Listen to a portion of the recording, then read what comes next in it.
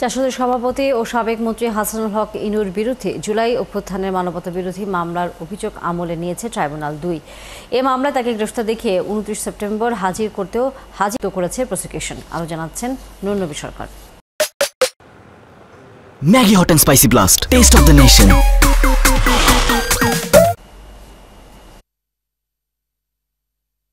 জুলাই অভ্যুত্থানে গণহত্যায় আওয়ামী লীগের সহযোগী হিসেবে যাদের নাম এসেছে, জাসদ সভাপতি হাসানুল হক ইনু তাদের অন্যতম।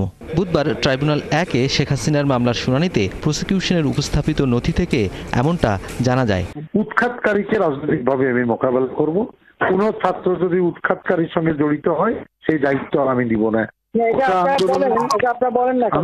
আমি তো বলবো গেল বছরের ২৬ আগস্ট থেকে হাসানুল হক ইনু গ্রেপ্তার হয়ে কারাগারে আছেন। তার বিরুদ্ধে আন্তর্জাতিক অপরাধ ট্রাইব্যুনাল সহ বিচারিক আদালতে একাধিক মামলার বিচার চলছে।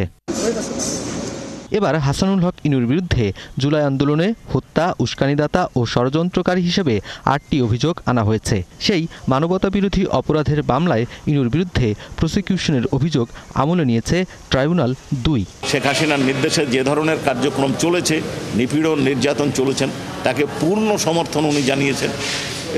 সামগ্রিক বর্ণনা আমাদের এই ফরমাল চার্জে ৩৯ পৃষ্ঠার ফরমাল চার্জে বর্ণনা করা হয়েছে। আমরা সেটা পর্যালোচনা করছিলাম, যে সমস্ত ডকুমেন্ট, সেই ডকুমেন্ট পর্যালোচনা করে তার বিরুদ্ধে ফরমাল চার্জ দাখিল করার পরে কগনিজেন্স চার্জ, অর্থাৎ ফরমালি বিচারটা আজ থেকে বিচারের জন্য কগনিজেন্স না হয়।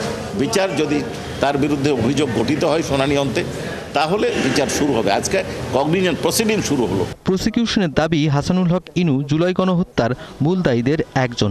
এখানে একমাত্র আসামি জনাব হাসানুল হক ইনু।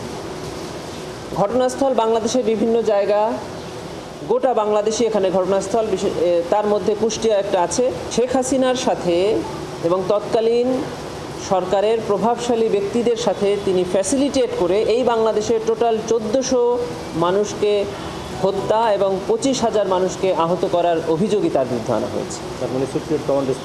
তার বিরুদ্ধে সুপিরিয়র কমান্ড রেসপন্সিবিলিটির দায় প্রসিকিউশন এনেছে ট্রাইব্যুনাল। ইনুকে গ্রেপ্তার দেখিয়ে ২৯ সেপ্টেম্বর হাজির করতে বলেছে ট্রাইব্যুনাল ২। এদিকে আরও ২টি মামলার সাক্ষ্য গ্রহণ হয়েছে আন্তর্জাতিক অপরাধ ট্রাইব্যুনালে।